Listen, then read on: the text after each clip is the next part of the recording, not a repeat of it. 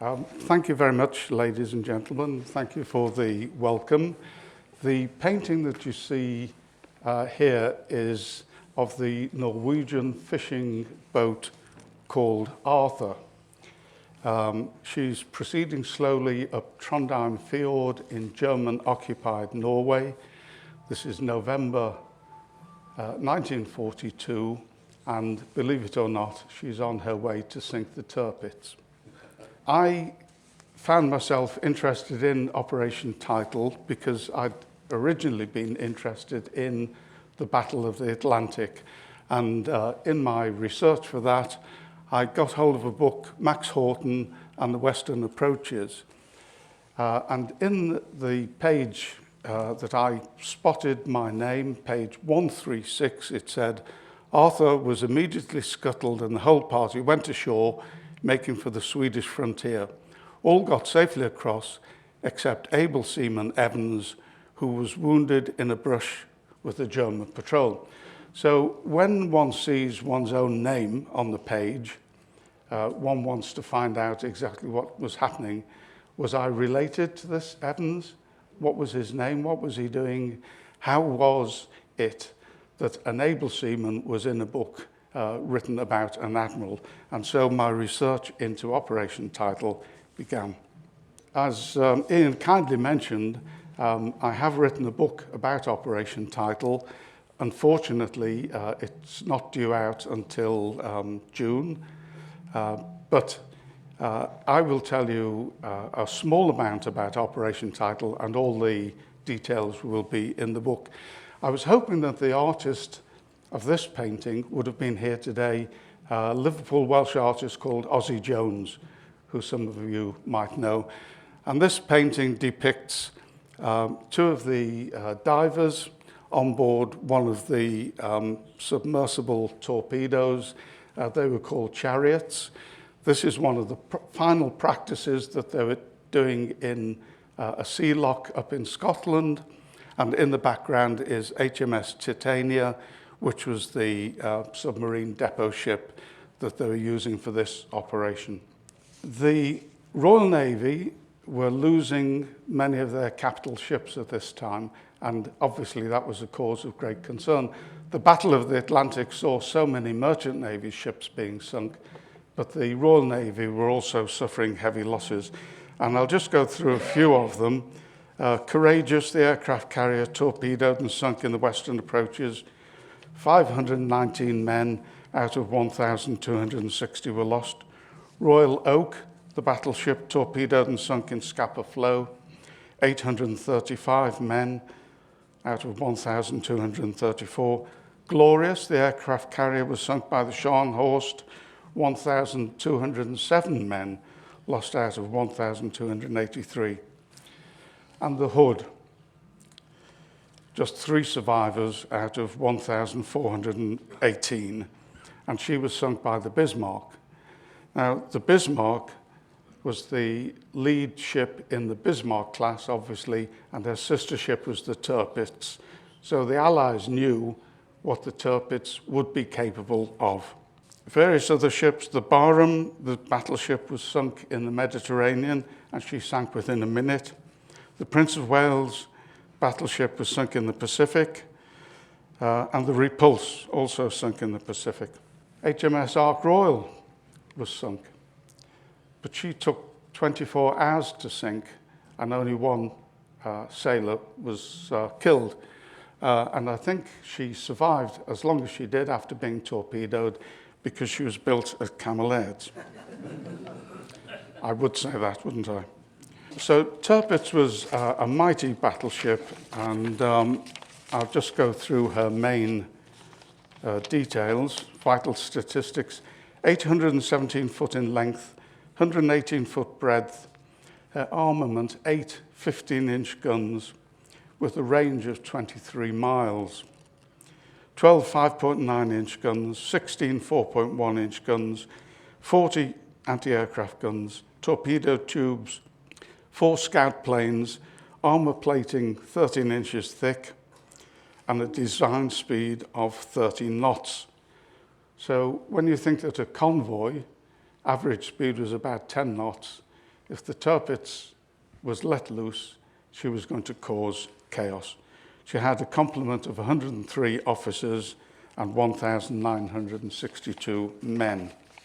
When the Norwegians were invaded by the Germans in 1940, Tirpitz took refuge to a large extent in the fjords along the Norwegian coast.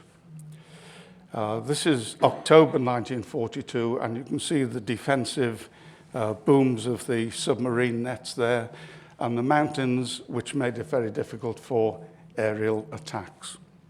Prime Minister Winston Churchill referred to the Tirpitz as the Beast, and he wrote in January 1942, "The destruction or even the crippling of this ship is the greatest event at this present time. No other target is comparable to it." After Churchill had said those words, several attacks were made on her by the RAF to no great effect at all. In fact, they lost 17 aircraft and 64 crew. So some other way had to be found of dealing with the Tirpitz threat. The main threat that Tirpitz posed was to the Arctic convoys, PQ and QP, taking military supplies to Stalin's army. You see the picture of Tirpitz there on the Norway coast, and the blue lines show the journeys, the voyages taken by the convoys. The outer one is during the summer, and the inner one is during the winter. And so she's within easy reach of those convoys. Convoy PQ-17 is probably the most famous or infamous. She had quite a big convoy escort group around the convoy, but the Admiralty received a message to the effect that Tirpitz was going to sail. The Admiralty, unfortunately, took the decision to tell the convoy to scatter, and 24 ships out of 35 were sunk. Tirpitz didn't even leave the fjord. It was the threat of the Tirpitz coming out that caused the Admiralty to give the instruction for the Tirpitz, for the convoy to scatter. So with all the big losses of the Royal Navy ships, the commander of the Royal Navy in the Mediterranean was rather anxious to look after his remaining battleships, Queen Elizabeth and Valiant, and they were holed up in Alexandria Harbour, safe and sound. He said he was not too happy about letting them out. He said, "I must keep them rather in cotton wool, as it wouldn't do to have another put out of action." But on the 19th of December 1941, both battleships were attacked and put out of action for 6 months. So how did that happen? It was the Italian Royal Navy that did the damage with 3 of these things, which they called a maiale, or a pig, because they were so difficult to control. So they had 6 frogmen, 2 to each of these, and they managed to penetrate Alexandria Harbour and put their torpedo charges, which are on the front of the pig, underneath the battleships, and did so much damage. The frogmen made it ashore, and they were captured. They didn't tell us much about what their machine was, and of course the machines were blown up in the explosions, so the Allies didn't have an awful lot of idea as to how these damages were caused. So Churchill sent out a message to ask what is being done to emulate the exploits of the Italians. He said, "At the beginning of the Cold War, Colonel Jeffreys had a number of bright ideas on this subject which received very little encouragement. Is there any reason why we should be incapable of the same kind of scientific, aggressive action that the Italians have shown? One would have thought that we should be in the lead. Please state the exact position." Well, this was a gentleman with a bit of a short memory. Before and during the First World War, there had been proposals for a human torpedo, but they were turned down at that time by the First Lord of the Admiralty. a position that was held by the Liberal MP for Dundee, a chap called Winston Churchill. German troops invaded the Channel Islands in 1940, and they started to build the fortifications, which are still there today. You can see them today. And this was part of Hitler's Atlantic Wall that stretched from Norway down the Western European coast to the north of Spain and included the Channel Islands. The Allies wanted to know all about these fortifications because eventually they were going to invade the Western European coast. And so they decided to send a commando unit, and this was Operation Basalt. The commando unit was going to go over to Sark, grab hold of a German engineering officer who it was hoped would tell them all about the fortifications. And that's exactly what did happen. 12 commandos went ashore. They captured a German engineer, brought him back, and he sang like a canary. And so it was quite a successful operation. Unfortunately, a couple of the Germans were shot and killed. Hitler got to know about this, and on the 18th of October 1942, he issued his secret commando order. From now on, all men operating in so-called commando raids are to be annihilated to the last man. The order went on to say that they must be executed within 24 hours of being captured. If they're captured by the indigenous police force, they had to be handed over to the Gestapo, where they would be shot, and anyone who refused to obey these orders would themselves be shot. So that's the 18th of October, 1942. Admiral Max Horton, put in charge by Churchill to try and emulate what the Italians had done, invited two commanders who had both been submarine commanders during the First World War. One was Commander Sladen and one was Commander Fell. Sladen had been a keen rugby player for the Royal Navy and also played 3 times for England. And Tiny Fell had been the officer in charge of the Perisher course, which was the Royal Navy submarine course for commanding officers. So they both knew submarines and how they operated, etc. And they were really good men for the job. Sladen was the man who was into the mechanics of the whole operation of trying to build the equivalent of the Italian pig. And Commander Fell was he was the man who was in charge of the selection of men to take part in this operation. They put out a bulletin in all the naval barracks asking for volunteers for dangerous and hazardous missions, and many people applied.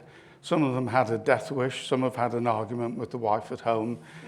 So it was down to Tiny Fell to get a psychiatrist in to sort out the good from the bad, and also put them through physical tests, etc. And it was down to Commander Sladen to try and build a replica of this torpedo, this chariot as it became known. He started from a very low base. He had a log, a 20-foot log, which 2 men sat on and immediately fell off. So to the log was added a lead keel, and then as time went on, they added hydroplanes, they added a compass, a depth gauge, they added a propeller, they added a motor, but in the meantime, the prototype was being dragged along by a motorboat, so that was the way that they emulated the motor before they got that sorted out. It was to be driven by electric batteries, and the batteries also operated the ballast tanks so they could rise and fall. So this was the chariot that was eventually built. It was built by Stoddart and Pitt in Bath. Stoddart and Pitt were crane manufacturers, but at that time they were building tanks for the British Army. And so these were built in secret. While these were being built, the men who had volunteered were being put through all sorts of tests and training involving pressure, underwater pressure, breathing apparatus, etc. The breathing apparatus was really a bit of a hodgepodge Heath Robinson affair put together, first of all using a gas mask, a standard gas mask, and the Davis submarine escape apparatus, the breathing apparatus that submariners would use to escape through the submarine hatch. So that was put together, and then was added a bottle, an oxygen bottle. The bottles were made of aluminium, and the aluminium came from German aeroplanes that had been shot down over the UK. We were a bit short of aluminium, so that's where that came from. In the meantime, Sladen was also designing his diving suit, which was a dreadful affair that one climbed in through the stomach, put your feet in the boots, put your head through the neck, arms, etc.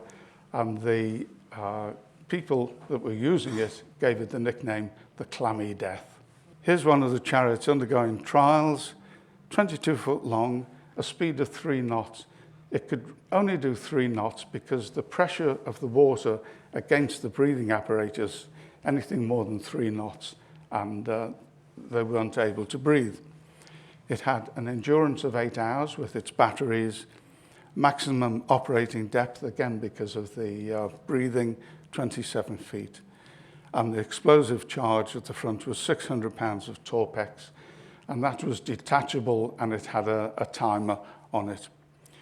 So you can see from that that this torpedo was not going to go very far. In fact, it had a range really of 20 miles, so that would be 10 miles to the target and 10 miles back. But you had to get it within 10 miles of the target.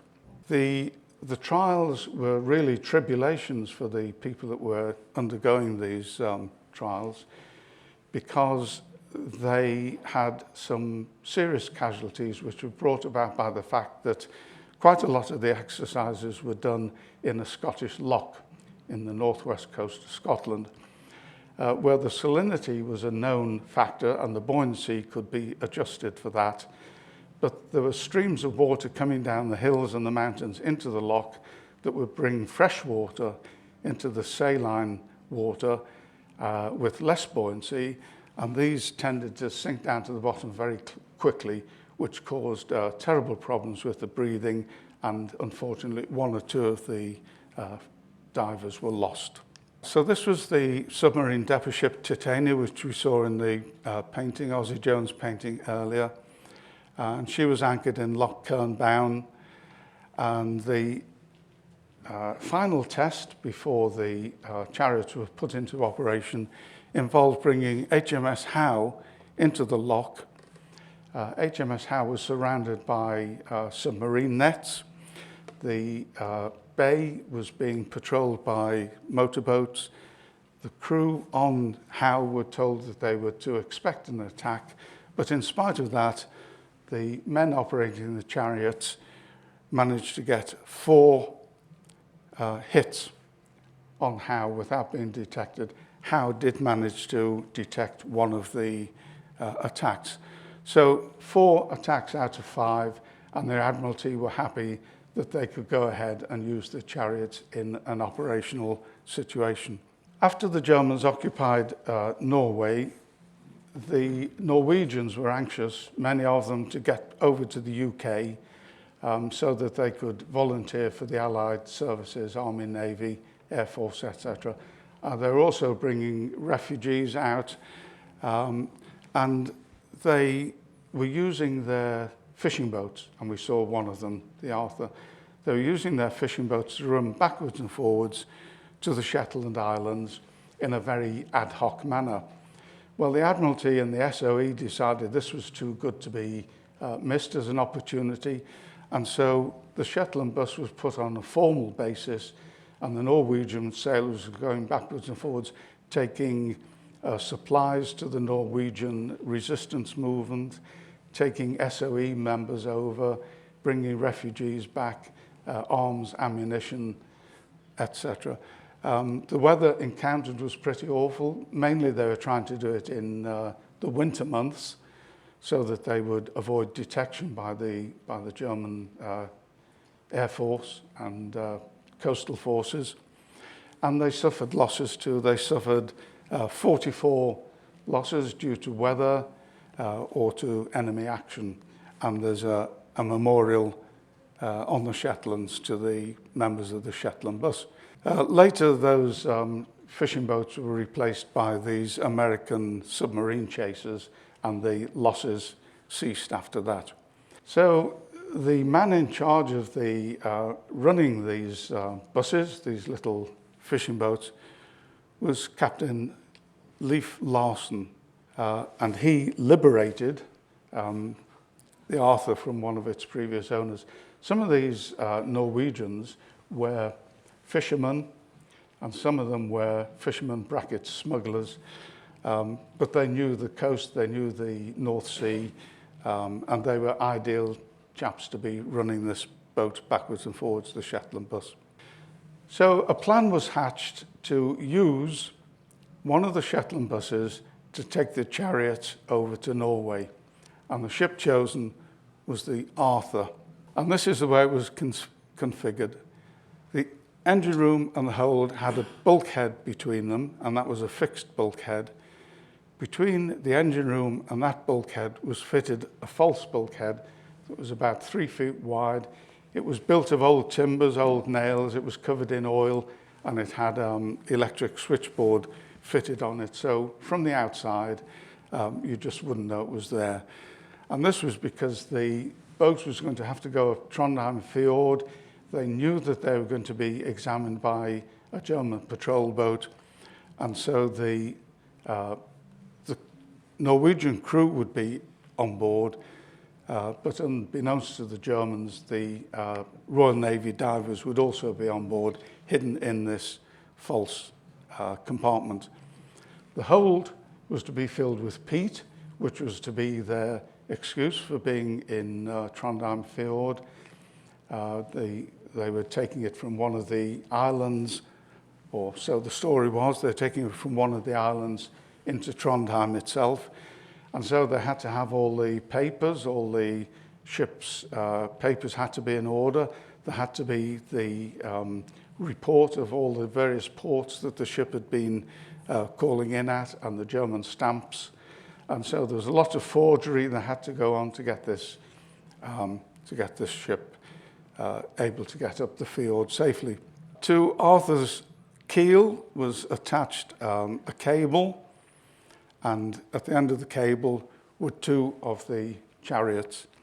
The idea was that the ship would take it across the North Sea, and when they got to the offshore islands outside Trondheim Fjord, the chariots would be lifted off and put into the water with a neutral buoyancy, and they'd be taken up the fjord and hopefully escape the German examination.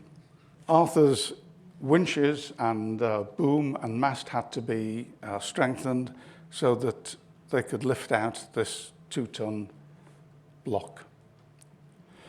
So this operation was really David and Goliath. It was the 2-man chariots against this huge battleship, the Tirpitz. The crew that was selected was the captain, skipper Leif Larsen, engineer Bornoy, radio operator deckhand and radiator Strand.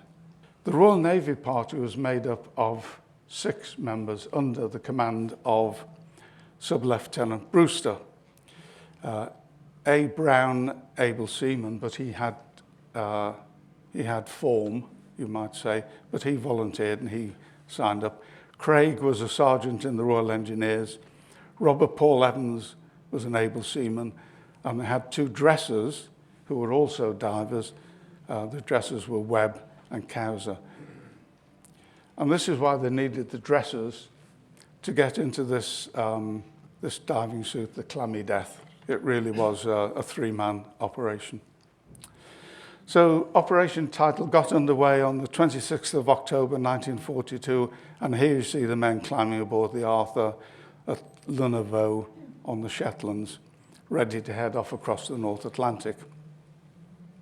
So everything had been done that could be possibly done. All the equipment had been checked, the men had been trained, they'd gone through the practices, and that had gone okay. They had the dummy papers were okay.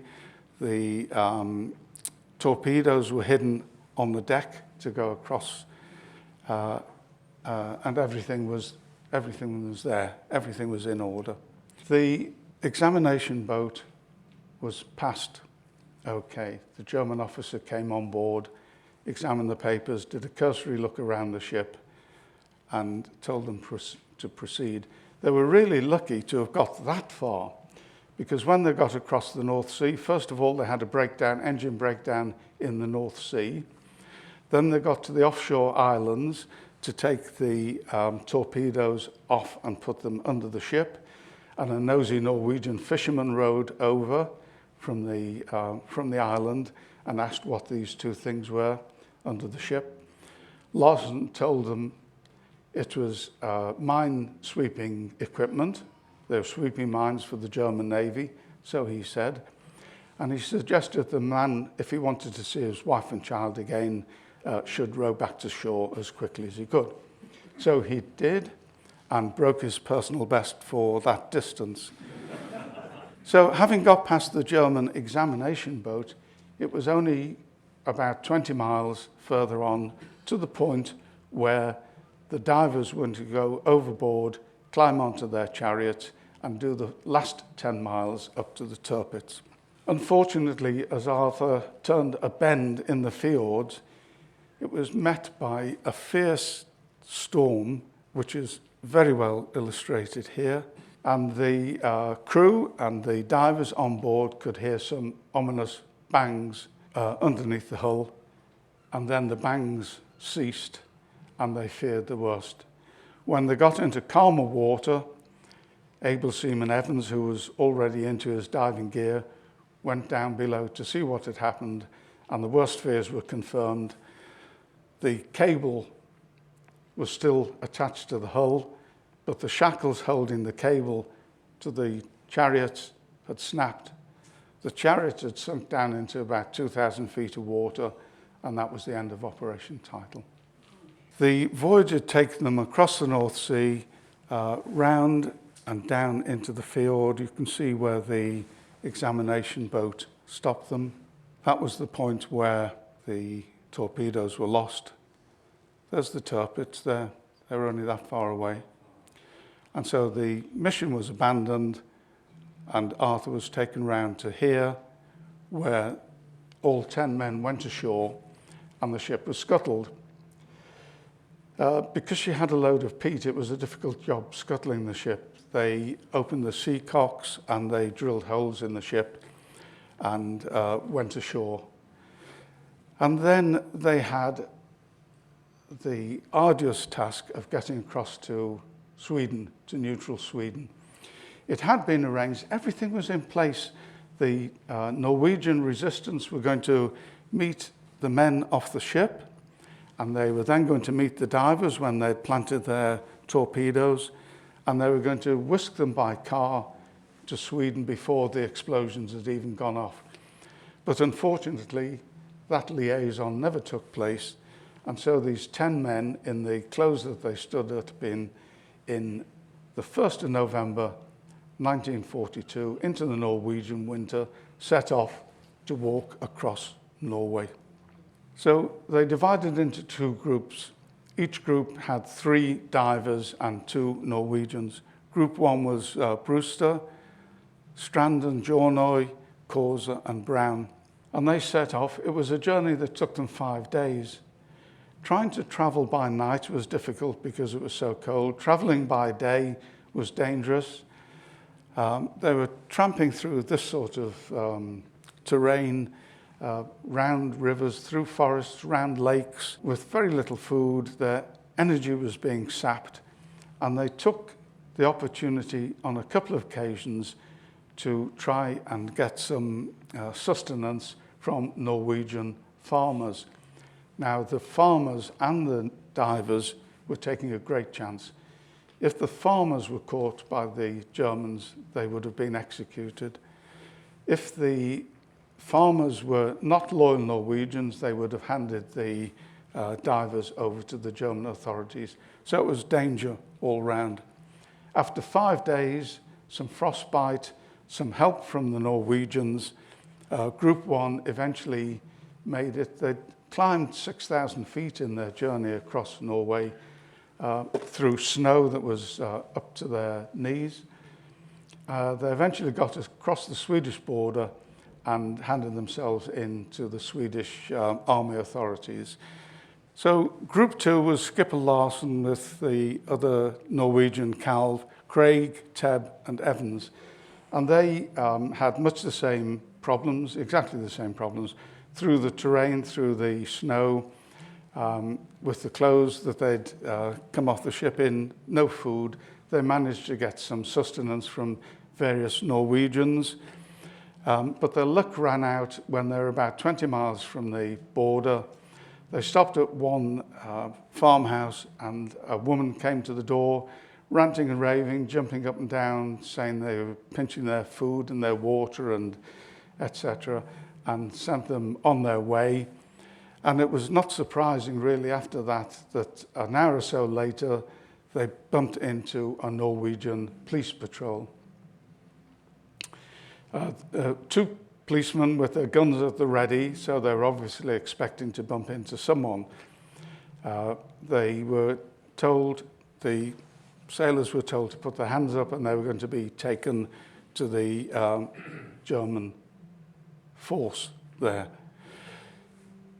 Unfortunately, Larsen, Calv and Craig had given their pistols to a couple of the Norwegian farmers who were in the resistance, so they had no pistols.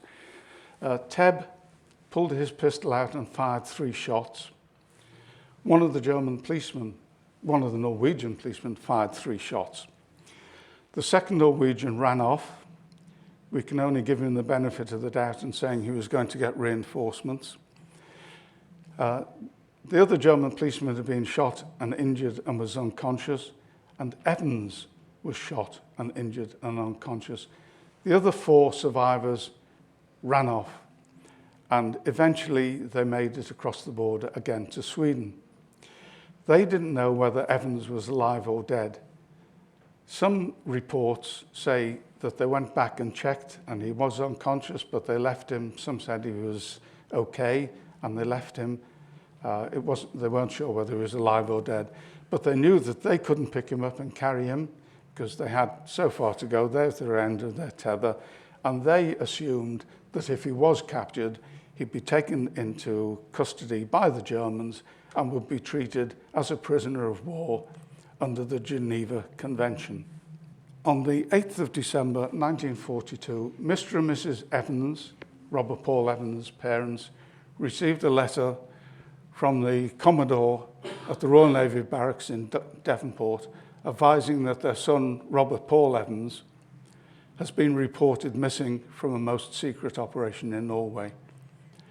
They said they would do everything they could to find out what was happening to him and report back.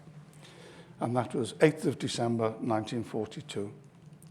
Now, you may have seen the film relating to Operation Gunnerside, The Heroes of Telemark, which was a successful operation to destroy the Norsk Hydro heavy walker plant at Vermork.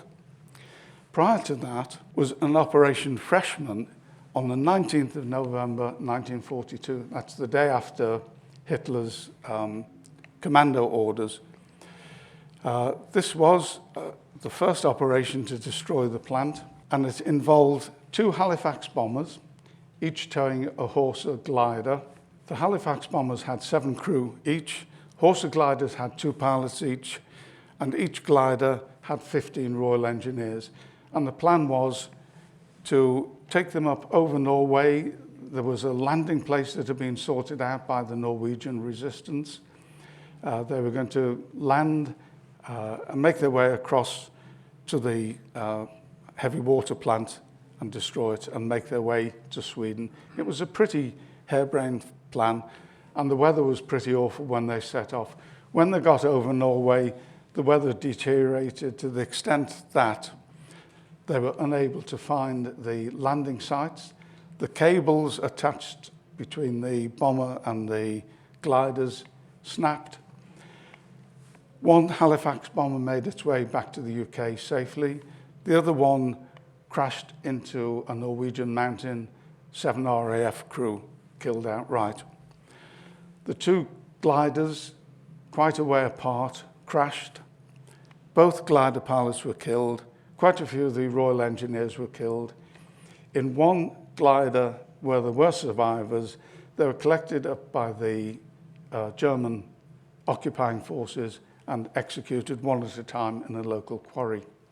In the other glider, some of the engineers died. 4 were injured and they were taken to hospital where they were murdered. The other 5, the remaining 5 from this operation, were taken to Greeny prison in Oslo. It was a recently built prison, mainly for women prisoners, but the Germans took it over and they're using it for undesirables, as they called it. So the 5 survivors from Operation Freshman, Bonner, Blackburn, Jackson, Walsh and White, were put in Greeny Prison, Oslo on the 21st of November 1942. Now this wasn't a prisoner of war camp in the way that we normally know it, and that has some bearing on what else happens. Able seaman Robert Paul Evans did survive. He regained consciousness. He made his way to a mountain hut. He was obviously found very easily by following the trail of blood through the snow. He was shot again by the Germans, 30 of them who came to capture him. He was taken to hospital. When he recovered, he was interviewed by the German authorities there. But whatever he told them or didn't tell him, the Germans have been able to put 2 and 2 together because Arthur didn't sink. In a waterlogged condition, she went ashore on the island of Tautra, where the Germans went aboard. They found the secret compartment, they found the cables, they put 2 and 2 together, and they knew exactly what Evans had been up to. So Evans himself found himself in Greeny Prison, Oslo, in December 1942. Because it was not a prisoner of war camp, the usual exchanges of information between the Germans and the Allies as to who was a prisoner, where they were, what their conditions were, was not able to be found out. And so Mr. and Mrs. Evans were not to learn where their son was. A month after they'd been incarcerated there, 19th of January 1943, Evans had celebrated, that's the wrong word, his 21st birthday in Greeny Prison had been 5 days before. The 5 sappers and Evans were woken up early on the morning of the 19th of January. They were handcuffed, they were blindfolded, and they were told that they were going to be taken before a higher German authority for further interview. They were put in a lorry and taken 2 hours' journey to Trandom Forest. They were taken out of the lorry, 2 soldiers each side of them, and they were put in a line and told to wait. What they didn't know, behind them was a freshly dug shallow grave, and in front of them was a firing squad of 18 soldiers with their guns ready loaded and trained. On the order from the German officer, 18 shots rang out. The bodies were put in the grave, and they weren't discovered until the German forces left Norway in 1943. So out of Operation Freshman, 7 bomber crew died, 4 glider pilots died, 10 Royal Engineers died, 11 were executed, and then the extra 5 were executed that we saw. 4 were murdered, so a total of 41, which was a pretty horrendous butcher's bill. Mrs. Evans was writing to the authorities on a regular basis to try and find out what was happening to her son. And to be fair, the Red Cross were doing their very, very best to try and find information from the German authorities. But because Evans hadn't gone into a prisoner of war camp, it came to nothing. And so despite repeated requests and repeated efforts by the Red Cross, nothing ever came of that. In May 1945, 11 mass graves were discovered in the Tandrum forest. They were exhumed by quislings, by Norwegian traitors. They had the job of digging the bodies up, and they were examined by pathologists and dentists so that the identification could be formally sorted. The remains were cremated, and there was a total of 173 Norwegians, 15 Soviets, and 6 British. The British were buried in Oslo Western Cemetery, which was a civilian cemetery, but there is a section that is operated by the War Graves Committee. And so it was in September 1945 that Mr. and Mrs. Evans were finally advised that their son had died all those years ago, with great regret for the delay, but there's nothing else that they could do about it. Very sad. And so this is the grave of Robert Paul Evans, and the inscription at the bottom reads, "How strangely high endeavour may be blessed when piety and valour jointly go." The piety and valour came from volunteering, and the valour from taking part. The Norwegians have erected a monument to all those that were found in Tandrum Forest, and that's the memorial there. The medals that were awarded after Operation Title, Leif Larsen was given the Conspicuous Gallantry Medal, Brewster the DSC, the engineer the Distinguished Service Medal, and the others were all mentioned in dispatches. And so that, ladies and gentlemen, is Operation Title. And my idea of writing the book and doing the research that I did was really in memory of able seaman Robert Paul Evans. And it just happens that I have a cousin by the name of Robert Paul Evans. There we go, small world. Thank you very much.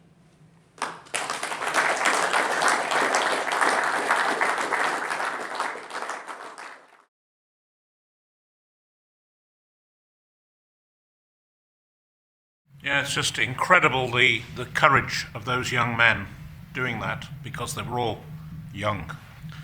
I was looking up, you described Loch Cairn Bourne.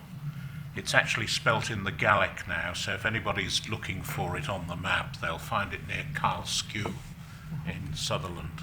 In my first job after leaving school, which was in the early 1960s, we had an agency in Germany run by 2 young men. The only problem was that one of them looked 20 years older than the other, and yet they were the same age. And it turned out that the one who looked older had, as a teenager, been put in a glider and landed behind Russian lines at the end of the war. His family never heard any more of him at all. And about 3 or 4 years after the end of the war, he was released, turned up on his doorstep, and his mother had a heart attack and died. So this sort of thing was sadly very common on all sides. Could you just turn it on one more slide? Just something that, when you do research, as you probably know, you have a goal in mind and you aim towards it, your research is going towards it, and then you find yourself going off in a little avenue, and sometimes that's helpful, sometimes it's not, sometimes it's a cul-de-sac. And I knew that after Operation Title came Operation Source in September the next year, 1943, which was a successful attack on the Tirpitz in a different field. And I have spoken about Operation Title before, and people have said, well, what happened? You know, I thought Tirpitz was blown up. What about the submarines, etc.? So they've confused Operation Title with Operation Source. But the thing that struck me about this is that the 2 commanders of the submarines, Godfrey Place and Donald Cameron, were awarded the VC. Well, nothing strange about that because it was a successful attack. But they were captured by the officers on the Tirpitz and sent to a prisoner of war prison outside Bremen, and they survived the war. So as Hitler's commando order was in place, I'm never sure why Cameron and Place weren't executed. And my only thought is that having been captured by the German Navy, there was a certain admiration by the German Navy officers of what had taken place. And I think they made sure that these two officers didn't get into the hands of the German army or the Gestapo. So they had a lucky escape. But as mentioned, these guys were extremely brave, and quite a few lost their lives in this Operation Source. You're welcome. Thank you.